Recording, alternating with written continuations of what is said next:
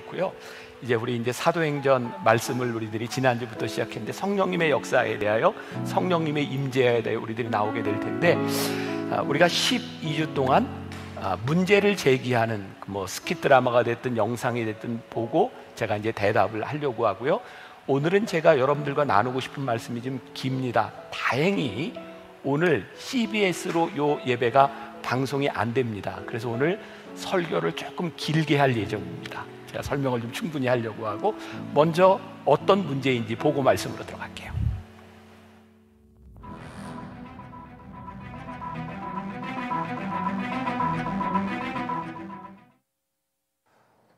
안녕하십니까? 무엇이든 의심하세요의 김종윤 PD입니다. 오늘 저는 도저히 이해할 수 없는 한 단체를 집중 탐사 보도하려고 합니다. 우리가 살아가는 세상은 자본주의 세상이죠. 자산과 재산이 곧 힘이 되고 방법이 되고 자기의 안전을 지켜줄 수 있는 도구가 되는 세상입니다. 이런 사회 구조 속에서 자신의 자산을, 자기의 돈을 자기 자신을 위해서가 아니라 다른 누군가를 위해 사용하고 그것을 헌신하는 그런 집단이 있다고 합니다. 분당에 위치한 M교회의 이야기인데요. 우선 그 교회가 만든 영상 하나를 보시죠. 2017년 3월 처음 시작된 만나교회 한샘치고 프로젝트. 지난 1년간 성도님들이 다른 무언가를 한샘치고 헌신했던 마음들. 그 씨앗들이 모이고 자라 아름다운 감사의 열매를 맺게 됐습니다. 우리 곁에 동행하시며 선한 길로 인도해 주신 주님. 주님께 받은 그 사랑을 이웃을 향해 흘려보낼 때 믿음의 씨앗이 감사의 열매로 성장할 수 있는 것 아닐까요? 한샘치고 프로젝트. 우리가 누릴 수 있는 작은 권리 하나를 포기함으로써 꺼져가는 등불에 빛을 밝히며 하나님의 복음을 전하는 일입니다.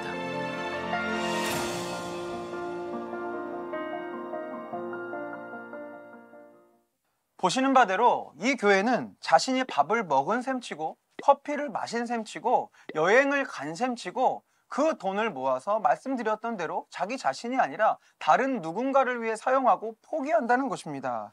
정말 이게 과연 가능한 일일까요?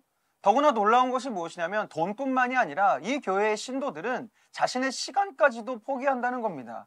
이른바 인앤아웃 프로젝트라는 것인데요. 자신들의 교회가 아니라 다른 교회에 가서 자신의 시간을 쓰고 거기서 봉사를 하고 심지어 그 교회에다가 헌금까지 하고 온다는 것입니다.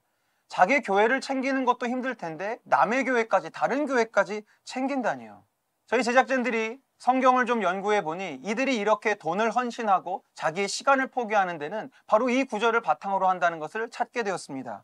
사도행전 2장 44절에서 46절의 성경 구절이라고 합니다. 믿는 사람이 다 함께 있어 모든 물건을 서로 통용하고 또 재산과 소유를 팔아 각 사람의 필요를 따라 나눠주며 날마다 마음을 같이하여 성전에 모이기를 힘쓰고 집에서 떡을 떼며 기쁨과 순전한 마음으로 음식을 먹고. 여러분, 그런데요, 과연 이런 삶이 정상적인 삶인가요? 자기의 소유를 같이 사용하고 자기 소유를 팔아서 남을 위해서 쓴다는 거, 저는 정말 이해할 수가 없습니다. 이거는 이상적인 유토피아 세상에서나 있을 법한 이야기고요. 이미 구조적인 오류가 증명된 공산주의의 망상이 아닐까 싶습니다. 과연 이렇게까지 종교 생활을 해야 하는 것일까요? PD인 저는 도무지 이해할 수가 없습니다. 그래서요, 이 시간 분당 M교회 대표인 김병삼 목사의 이야기를 직접 한번 들어보고자 합니다. 김병삼 목사님, 어떻게 이런 삶이 가능한 겁니까? 그리고 솔직히 이런 삶을 살라고 하는 속내는 무엇입니까?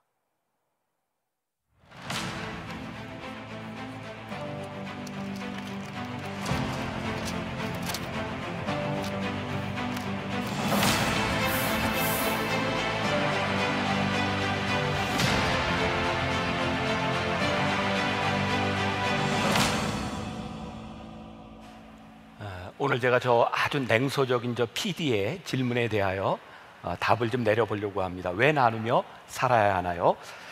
자, 오늘 말씀 가운데 여러분들이 또 이제 스치고 지나가셨을 수도 있는데, 오늘 말씀 가운데 42절에 보면 힘쓰니라 라고 하는 말이 등장을 합니다. 저는 이 힘쓰니라 라고 하는 이 말 가운데서 초대교회 공동체가 굉장히 의지적인 공동체였구나 라는 생각을 하게 됩니다. 자, 지난주에 우리들 오순절 성령의 역사에 대해 이야기를 했습니다. 교회는 성령의 다스림 가운데 있어야 한다. 오늘 우리가 이야기하려고 하는 이 초대교회 하나님의 다스림 가운데 어떤 일이 있었는가를 보려고 하는 거죠. 중요한 것이 있습니다. 하나님의 다스림은 절대로 강제적이지 않다는 겁니다. 모든 크리스찬들은 이상적인 하나님의 나라를 꿈꿔왔습니다. 그러나 꿈을 꾸는 것과 이 꿈이 실현되는 것은 다른 차원의 문제인 것 같습니다. 초대교회 교인들이 오늘 본문의 의거에 보면 그들이 꿈꾸었던 이상적인 모습을 보여주고 있는데요, 사도행전 2장 47절을 같이 한번 보겠습니다. 잘 아는 말씀에 읽어봅니다. 시작. 하나님을 찬미하며 또 온 백성에게 칭송을 받으니 주께서 구원받는 사람을 날마다 더하게 하시니라. 자, 우리들이 이 말씀을 볼 때 구조적으로 이렇게 봐야 되는데 42절부터 46절까지 그들이 한 행동에 대한 결과가 47절입니다. 이 47절이 우리가 꿈꾸는 초대교회의 이상적인 모습인 거죠. 만약 이들이 42절에서 46절까지의 행동을 하지 않았다면 이들은 하나님을 찬미하지 않았을 것입니다. 백성들은 이들을 칭송하지 않았을 것입니다. 그리고 하나님은 이 교회에 구원받는 숫자를 더하시지 않으셨을 것입니다. 지금 우리들 주변에 있는 교회를 바라보면 우리들이 굉장히 안타까워하는 일들, 우리들이 진짜 하나님을 찬송하고 있는가? 교회가 세상 사람들에게 칭송을 받고 있는가? 하나님이 이 교회에 구원받는 숫자를 더하시고 있는가? 이런 일들이 일어나고 있지 않다면 우리 교회의 본질적인 모습들을 우리들이 보아야 할 것입니다. 과연 이런 공동체는 가능한 것인가? 저는 여기에 대답은 yes or no 두 가지가 가능하다고 생각해요. 이런 공동체가 성령의 역사 가운데 저절로 일어나는 것이다 라고 생각한다면 no. 그러나 성령님의 역사와 하나님의 다스림 가운데 이 공동체에 의지적인 결단이 일어난다면 yes입니다.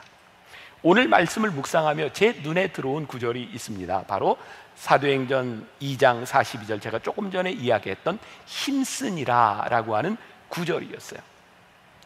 우리가 가지고 있는 신앙의 오류 가운데 하나입니다. 우리는 은혜 받으세요, 은혜 받았습니다, 이런 말을 자주 합니다. 그래서 우리는 신앙의 모든 문제를 은혜를 받으면 다 해결된다고 생각하죠. 그러나 성경을 보니까 은혜 받은 자들이 어떻게 애쓰느냐가 나오지 않으면 우리가 받은 은혜는 실제 우리들의 삶에서 현실화되지 않는 거예요. 오늘 말씀 가운데 힘쓰니라 라고 하는 이 구절이 나온 사도행전 2장 42절을 메시지 성경으로 보니까 이렇게 표현이 되어 있어요. 그들은 사도들의 가르침과 공동생활과 공동식사와 기도에 자신들의 삶을 드렸다. NIV 성경에 보면 devoted, 헌신했다 라고 되어 있어요. 지금 이들에게 이 교회 안에 나타났던 가르침과 봉사와 교제와 기도에 대하여 그들은 자신을 드렸다. 이게 힘쓰니라고 하는 것은 자신을 드렸다는 거예요. 우리의 신앙은 은혜로 시작하지만 그 은혜의 생활을 계속하게 하는 것은 우리들의 의지적인 결단에 대한 문제인 것이에요. 여러분, 우리가 어떤 결단을 했다는 것은 어떤 의미일까요? 나는 이것을 하기로 결단했어. 그 순간 우리는 다른 것들을 많이 포기한다는 겁니다. 저는 여러분들에게 굉장히 중요한 신앙적인 도전을 드리고 싶어요. 우리가 은혜의 삶을 살기로 결단했기 때문에 우리는 어떤 것들을 포기했는가? 우리들에게 이 선택과 포기가 분명히 존재하지 않는다면 성령님께서 우리 안에, 우리 공동체 안에 임재하셔서 역사하실 수 없는 거예요. 성령이 임하셨지만 성령이 역사하지 않는 것만큼 불쌍한 일은 없는 것 같아요. 그러면 이 사도행전 공동체의 이 사람들은 왜 이렇게 살았을까요? 제가 지난주에 마틴 로이드 존스 목사님의 진정한 기독교라는 책을 소개해드렸어요. 기억나세요? 조금 어려운 책이라고 이야기했습니다. 이 책은 사도행전 말씀을 가지고 쭉 풀어가고 있는데 이 책에 이런 말이 있습니다. 우리가 지금 사도행전을 공부하고 있는 것은 이 책이 교회란 무엇이고 기독교란 무엇이며 그리스도이라는 것이 실제로 무엇을 의미하는지에 대한 권위 있는 진술이기 때문이다 라고 말하고 있어요. 잠깐 이제 기침 좀 하고 설교하겠습니다.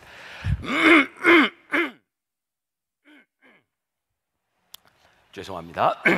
아마도 이 말씀은 우리 모두 대한민국의 신앙생활을 하고 있는 모든 공동체에 절실하게 필요한 말씀일 것 같다는 생각이 듭니다. 왜냐하면 교회가 왜 세상에서 조롱을 당하고 있는지, 왜 교회가 권위를 잃어버렸는지, 교회가 무엇인지를 우리들이 분명히 알아야 교회의 아이덴티티를 찾을 수 있기 때문이죠. 이 초대교회 공동체에 보면 사도의 가르침을 따라 서로 교제하고 오로지 기도에 힘썼을 때에 43절에 보면 이런 표현이 나요. 사람마다 두려워하는데, 여기에 사람마다가 누구냐면 영어 성경에 everyone입니다. 사람마다, everyone. 어떤 사람?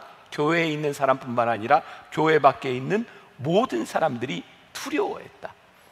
여기에서 두려워하다고 하는 말은 무서워한다는 말이 아닙니다. 경외한다는 말이에요.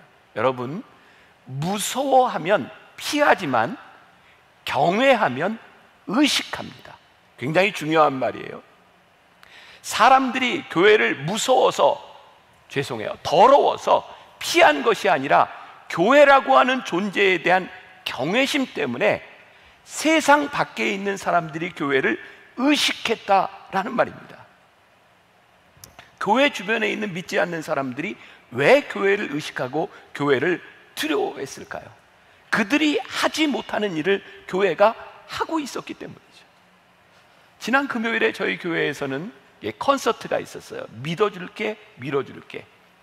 제가 이제 성남시와 함께 이렇게 이제 진흥원과 함께 그 행사를 하다 보니까 그런 그 공무원들도 몇 사람이 참석을 했고 국회의원, 시장도 같이 참석을 했어요. 저에게 이런 이야기를 하더라고요. 목사님, 어떻게 이런 일이 가능합니까? 교회에서 어떻게 이런 콘서트가 가능합니까? 제가 이렇게 대답했어요. 교회니까요. 어떻게 교회에서 이런 일이 가능합니까? 교회니까요.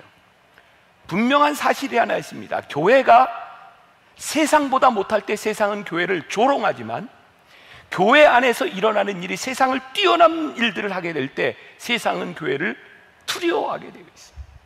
문제는 우리 교회, 이 한국 교회 안에 이 능력이 나타나고 있느냐죠.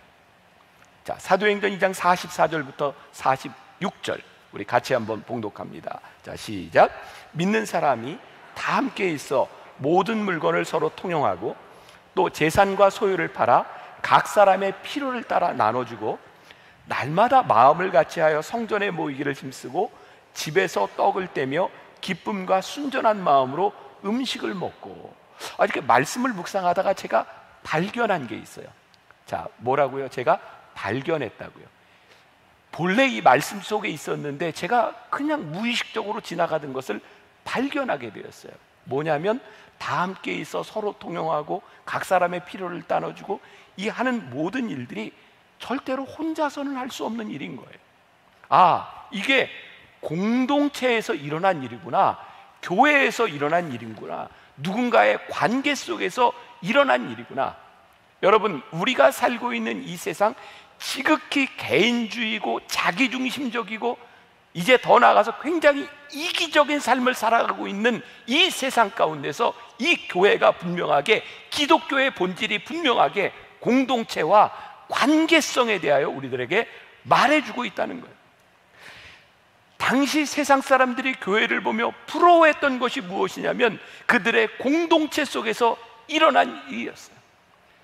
누구나가 동서고금을 막론하고 지금 나의 당면한 문제가 중요하고 내가 무엇을 할 거가 중요한 이 세상 가운데서 교회가 다른 사람을 생각하는 공동체로 그들의 눈에 보이기 시작했기 때문에 그들은 교회를 두려워했다. 제가 이 말씀을 원고를 썼던 때가 언제냐면 제 원고에 보니까 2020년 3월이네요. 1년 3개월 전입니다. 그때가 언제였는지 기억나세요? 코로나가 막 시작이 되면서 신천지가 나타나고 그리고 교회발 감염이 일어나면서 세상 사람들이 교회를 향해 손가락질하고 있을 때 교회의 가장 당면한 문제는 주일 성수에 대한 문제였어요. 우리들이 주일 예배를 드려야 되는데 주일 예배를 드리지 못하는 것, 이거 어떻게 해야 되나? 교회는 우리들이 모여서 기도하고 예배해야 되겠다고 우리는 그렇게 주장할 때 세상은 예배를 드리는 교회를 바라보며 뭐라고 이야기했냐면 해악을 끼치는 존재라고 이야기하기 시작했어요. 교회는 세상의 경외의 대상이 됐던 것이 아니라 이 역병의 한가운데서 역병을 전달하는 그런 단체로밖에 세상 사람들에게 인식되지 않았어요. 그 힘들고 어려운 때 저는 교회를 다시 생각하게 되었어요. 그리고 우리들이 예배를 드린다는 것에 대하여 심각하게 고민하게 되었어요. 우리가 끊임없이 얘기했었죠. 우리는 코로나 전에 이야기했던 거예요. 교회는 하나님을 믿는 사람들의 공동체예요. 교회는 건물이 아닙니다. 우리는 그렇게 이해하게 했음에도 불구하고 코로나로 인해서 이 건물에서 예배를 드릴 수 없다고 하는 그 사실 때문에 우리들이 굉장히 힘들어했던 것을 기억해요. 건물에 모이지 못해서 예배를 드리지 못하는 것을 우리는 신앙의 위기라고 생각하고, 그 위기 가운데서 이 시기를 견디지 못하면 어떡하나 염려하는 우리의 모습들을 바라보며 우리가 그렇게 얘기했던 우리의 신앙, 교회에 대한 고백, 교회 공동체에 대한 고백들이 잘못된 것은 아니었을까? 예배를 드리는 것, 이것이 잘못된 것이 아니라 이 예배가 하나님을 영화롭게 하고 하나님께 무릎을 꿇고 이 예배가 하나님과 세상 사람에 대한 섬김이 되어야 됨에도 불구하고 우리는 하나님을 예배한다고 했지만 세상을 섬기는 일을 잘하지 못했던 것 같아요. 자, 제가 이 부분을 좀 풀어가려고, 이 부분 때문에 우리 마음이 너무 힘들고 아팠던 걸 알아요. 이제는 한번 정리하고 넘어갈 시점인 것 같아요. 저에겐 이런 생각이 들어서 이 문제를 해결할 수 있는 것은 우리가 어떻게 생각하느냐에 대한 것이 아니라 예수님이라면 어떻게 하실까라고 하는, 어떻게 하셨을까라고 하는 본질적인 물음을 물어야 되겠다. 누가복음 13장 10절에 보면 예수님께서 안식일에 회당에서 18해 동안 귀신 들려 고생했던 한 여인을 고치시는 이야기가 나와요.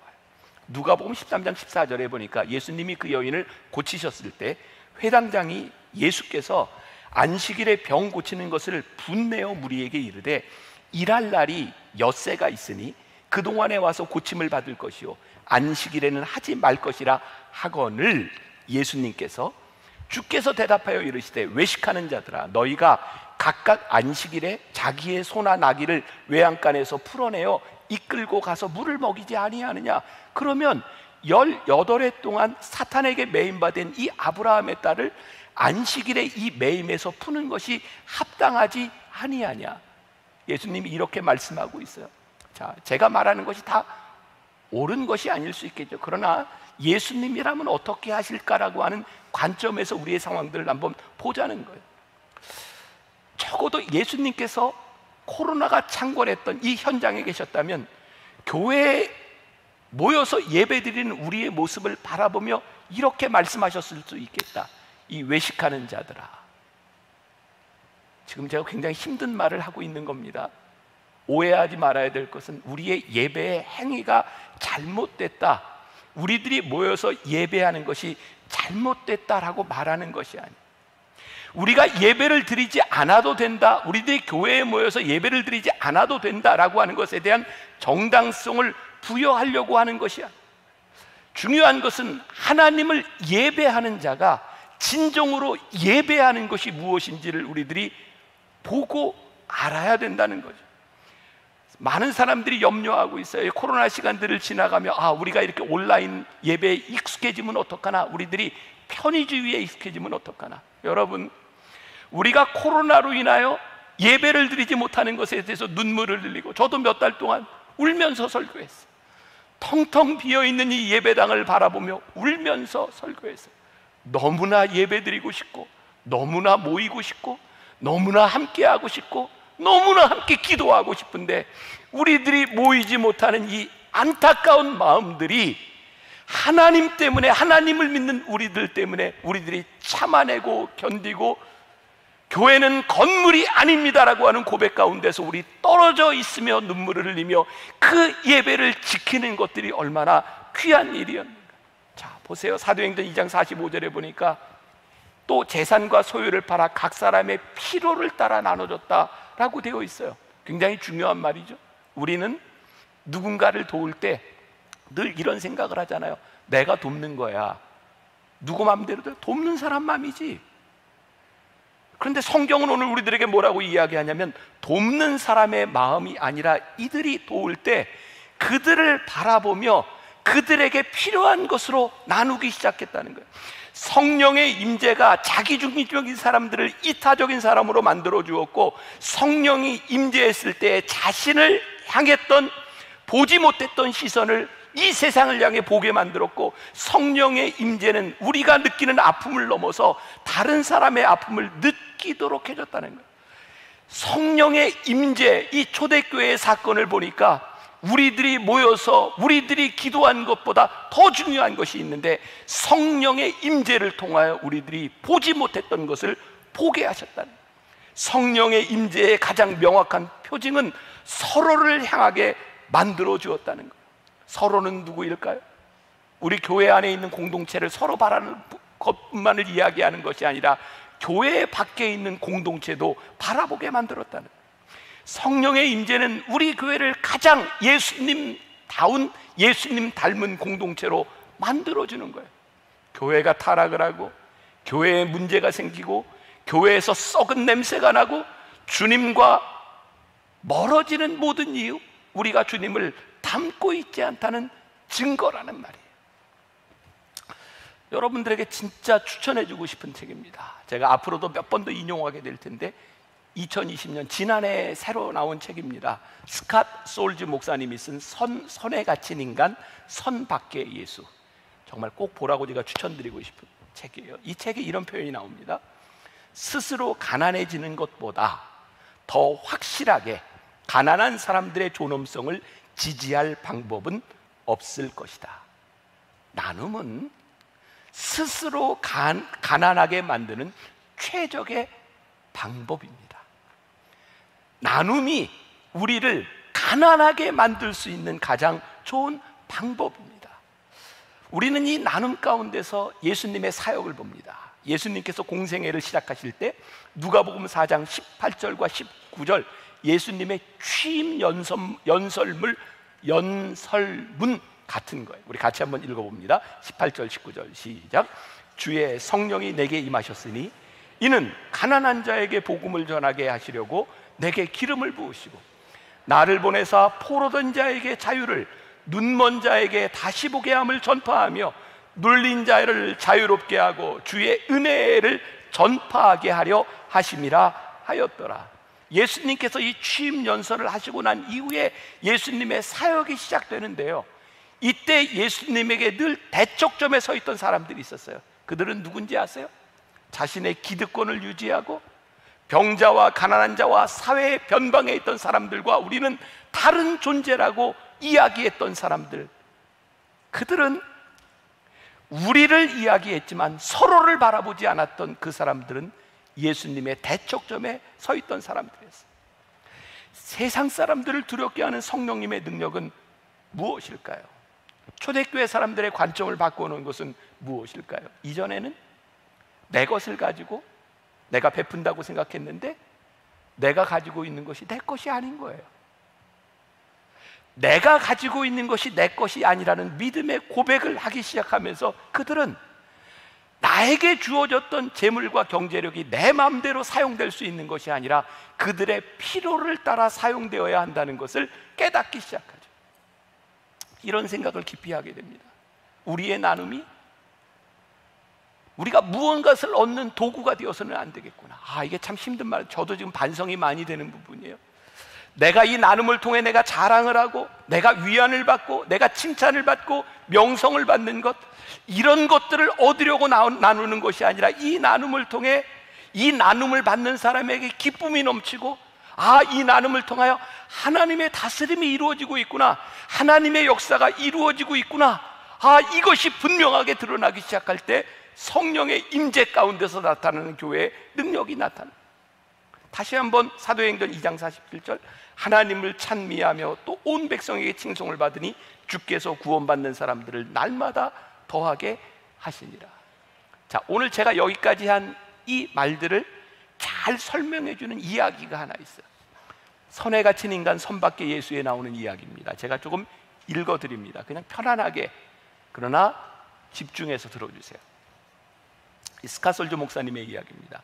뉴욕에서 살 때 하루는 나의 일을 골똘히 생각하며 브로드웨이를 걷던 중 한 빵집에 있던 여인이 내게 먹을 것을 사달라고 부탁했다. 그녀는 길거리에서 사는 노숙자로 자주 보던 얼굴이었다. 그녀는 예수님처럼 머리를 누일 곳이 없었다. 그녀를 돕고 싶었던 나는 베이글 하나와 커피 한 잔을 사주었다. 그러자 그녀는 커피는 좋지만 베이글보다는 달걀 샐러드가 좋다고 말했다. 나는 빙그레 웃으며 얼마든지요 라고 대답했다. 하지만 속으로는 웃지 않았다. 솔직히 그 요구가 썩 기분이 좋지 않았다. 가던 길을 멈추면서까지 도와주는 사람에게 까다롭게 구는 것이 너무하게 느껴졌다. 내가 뭘 주던 감사히 먹을 것이지. 게다가 베이글은 57센트이지만 달걀 샐러드는 6달러였다. 그날 그 여인에게 커피와 달걀 샐러드를 사줄 때 내 머릿속에서 이루어진 대화를 지금도 생생히 기억한다. 그녀의 요청에 짜증이 난 나는 그녀에게 빈정거리는 상상을 했다. 아예 캐비어를 사드릴까요? 악한 말을 입 밖으로 내지 않아서 얼마나 다행인지 모른다. 내가 커피와 달걀 샐러드를 건네자 여성은 달걀 샐러드를 요청해서 미안하다고 사과했다. 그러면서 이와 잇몸이 상해서 베이글처럼 딱딱한 음식을 씹으면 통증이 극심하기 때문에 부드러운 음식밖에 먹을 수 없다고 설명했다. 비록 그 사정을 잘 알지 못해서 그런 것이지만 냉담하고 비판적으로 굴었던 것이 하나님께 너무도 죄송했다. 내가 그 옛날 예수님을 벼랑 아래로 밀어버리려 했던 사람들과 다를 바 없다는 생각이 들었다. 그 순간 진정으로 가난한 사람은 그 여성이 아니라 나였는지 모른다. 특권을 가진 사람들은 특권층의 삶이 어떤 것인지 짐작조차 하지 못하는 사람들에게 좀처럼 공감하지 못한다. 안타까운 상황은 대개 안타까운 선택을 낳는다. 가난한 사람들의 대부분은 자신의 상황을 스스로 통제할 수 없는 상황에 있다. 예수님은 주는 자가 받는 자보다 복되다고 말씀하신다. 나누어 줄 때 받는 자와 접촉할 수 있기 때문이다. 거리에서 달걀 샐러드를 원한 그 여인을 만난 덕분에 내 인생이 크게 바뀌었다. 그 짧은 대화를 통해 내 이와 잇몸은 멀쩡하지만 내 안에 망가지고 상한 구석이 많아서 주님의 떡이라는 값비싼 부드러운 음식과 주님의 잔에 담긴 값비싼 보혈을 필요로 한다는 사실을 새롭게 깨달았다. 다른 말로 설명할 것 없이 오늘 이 이야기가 우리들에게 참 많은 것을 이야기해 주고 있어요. 자, 이 초대교회에 구원이 임했어요. 보니까 놀라운 부흥의 역사가 일어나기 시작해서 하루에 3,000명, 5,000명 회개하는 교인들이 늘어나기 시작했어요. 오늘 성경은 단순히 사람이 늘어났다라고 말하는 것이 아니라 하나님께서 날마다 구원받는 숫자를 더하셨다라고 되어 있어요. 교회의 표징이 무엇입니까? 구원받는 숫자가 늘어나는 것입니다. 만일 초대교회가 나누지 않았다면 이런 역사가 일어날 수 있었을까요? 저는 여기에서 나눔이라고 하는 것이 교회의 유일한 행동이라고 하는 것을 말하지 않습니다. 중요한 것은 성령께서 우리들에게 말씀하실 때 성령님의 임재 가운데 우리들이 행하는 일, 하나님의 마음을 가지고 우리들이 행하는 일, 그것이 나눔이라면 그것을 통하여 하나님이 일하시고 그것을 통하여 교회의 표징이 분명하게 드러난다. 성령께서 초대교회에서 나눔을 도구로 사용하셔서 구원 사역을 이루어가기 시작했어요. 종종 교회에서 이런 이야기를 하죠. 물질에 대해서, 돈에 대해 이야기하면 저 교회는 굉장히 세속적이야 라는 말을 하기도 합니다. 그러나 물질만큼 우리들이 어떤 존재인지를 극명하게 드러내는 것은 없습니다. 오늘 말씀을 통해 드러난 진정한 기독교의 표식은 날마다 구원받는 숫자를 더하는가? 자, 마틴 로이드 존슨 목사님의 책을 제가 조금만 인용하겠습니다. 진정한 기독교는 생명과 능력과 자기 포기로 충만합니다. 진정한 기독교는 바로 하나님의 행동이기 때문입니다. 진정한 기독교는 하나님의 성령의 역사입니다. 이 성령은 하나님께서 이 세상에서 당신의 목적을 이루기 위해 교회에 보내셨습니다. 우리는 말씀을 통해 그리스도인과 그렇지 못한 사람들의 구별을 분명히 보게 됩니다. 그 둘의 차이는 구원받았다는 말에 근거합니다. 나눔은 구원받은 자의 삶을 통해 나오는 행위이기 때문에 능력이 있고 사람들을 두렵게 하는 것입니다. 이 나눔을 통하여 초대교회에 일어났던 역사를 보니까 그게 뭐냐면 막혔던 담을 헐어버리고 서로 함께하는 공동체로 만들어 주었다는 거예요. 구원받은 자의 명확한 특징 중에 하나는 벽을 허문다는 거예요. 사랑하는 여러분, 오늘 우리들에게 막혀있는 벽들이 얼마나 많이 있습니까? 오늘 주님은 나의 최고봉 새벽 말씀 비판에 대한 말씀이 있어요. 우리들이 얼마나 다른 사람들에 대하여 어떻게 생각하고 있는지 하나님이 오늘 기가 막히게 오늘 새벽 묵상과 오늘 말씀을 연결시켜주고 있다는 생각이다. 에베소서 2장 13절부터 14절 말씀 보세요. 이제는 전에 멀리 있던 너희가 그리스도 예수 안에서 그리스도의 피로 가까워졌느니라. 그는 우리의 화평이신지라 둘로 하나를 만드사 원수된 것 곧 중간에 막힌 담을 자기 육체로 허시고. 오늘 우리 가운데 구원의 역사가 충만하게 일어난다면 오늘 우리들 가운데 허물어져야 될 담이 분명히 존재하지 않겠습니까? 제가 다시 이야기해요. 힘쓰니라. 이것은 저절로 되어지는 것이 아니라 우리들이 힘쓸 때 되어지는 거예요. 구원받은 공동체에 힘씀이 있을 때 이 일들이 가능해지는 거예요. 그러면 초대교회 공동체가 어떻게 이렇게 살아갈 수 있었을까요? 여러분, 초대교회에는 소위 말하는 임박한 종말 사상이 있었어요. 예수님 오실 거야. 예수님 금방 오셔. 중요한 얘기를 하나 합니다. 여러분, 지금까지 우리가 보았던 많은 이단들의 특징이 뭐예요? 임박한 종말 사상 아니었어요. 예수님 오신다는 거예요. 근데 진정한 공동체와 이단의 차이가 뭔지 아십니까? 이단들은요, 예수님 곧 오시기 때문에 다 모여서 공동체를 이룹니다. 재산을 다 팔아가지고. 근데 그들은 자기들을 위한 공동체를 이뤘어요. 예수님 오신다고 믿었던 초대교회 공동체들이 그들의 재산을 팔아서 이루었던 그 공동체가 뭔지 아세요? 예수님 빨리 오시니 우리들이 이 땅 위에 하나님의 나라를 이루어야 되겠다.